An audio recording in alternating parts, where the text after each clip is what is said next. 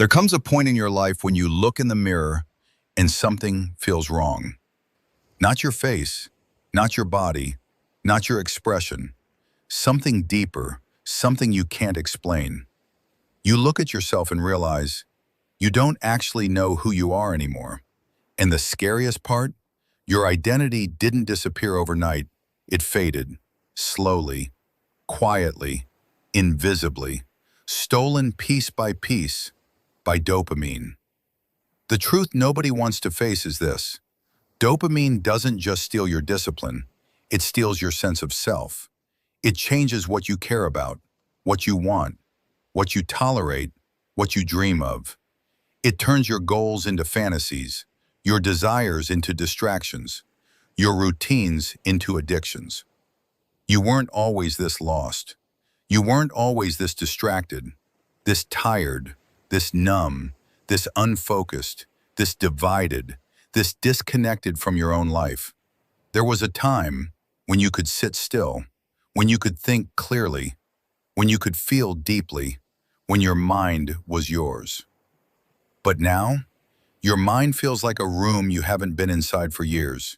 You avoid it, you escape it, you drown it, you silence it, not because you want to, but because you've forgotten how to live without constant stimulation. And that is the silent tragedy of the modern brain. It cannot endure the emptiness between dopamine hits. That emptiness feels like death, like loneliness, like failure, like fear. So instead of facing it, you run.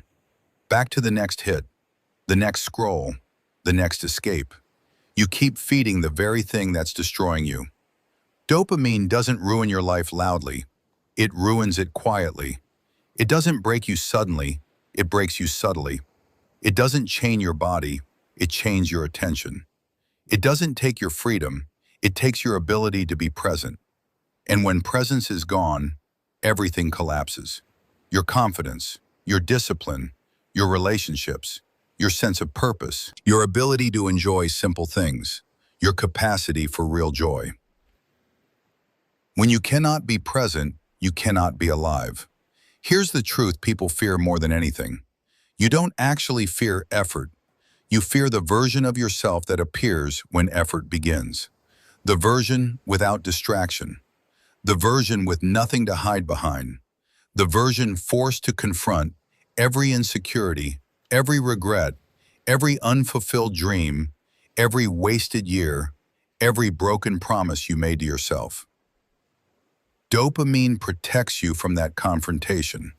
It keeps your mind just busy enough, just stimulated enough, just distracted enough, so you never have to meet the version of you who is disappointed with the life you're living. That is the real addiction, not pleasure, avoidance. Avoidance of your potential, avoidance of responsibility, avoidance of discomfort, avoidance of truth. And yet, deep inside, you know something is wrong. You feel it when you wake up groggy and overstimulated. You feel it when you try to work and your mind immediately looks for escape. You feel it when silence makes you anxious. You feel it when time slips away and you can't remember how your day disappeared. You feel it when you realize you've been alive for years, but not really living. You feel it when you understand you built a life full of noise, but empty of meaning. And here is the darkest realization of all. Dopamine didn't just take your discipline, it replaced your identity with impulses you don't control. But here is where everything shifts. Because buried beneath all the darkness is a truth most people never experience. Once dopamine loses control of you, your real identity begins to return. Not the version shaped by distraction, but the version shaped by intention. Not the version chasing stimulation, but the version capable of building a future. Not the version addicted to escape, but the version willing to endure discomfort for something meaningful. This version of you is still alive, still waiting, still capable, still reachable, but you will never meet this version unless you are willing to let the weaker version die. And that is what dopamine detox truly is. Not a trend, not a productivity hack. It is the psychological death of the identity built on avoidance. The moment you step away from dopamine, you strip away the illusions you've been hiding behind.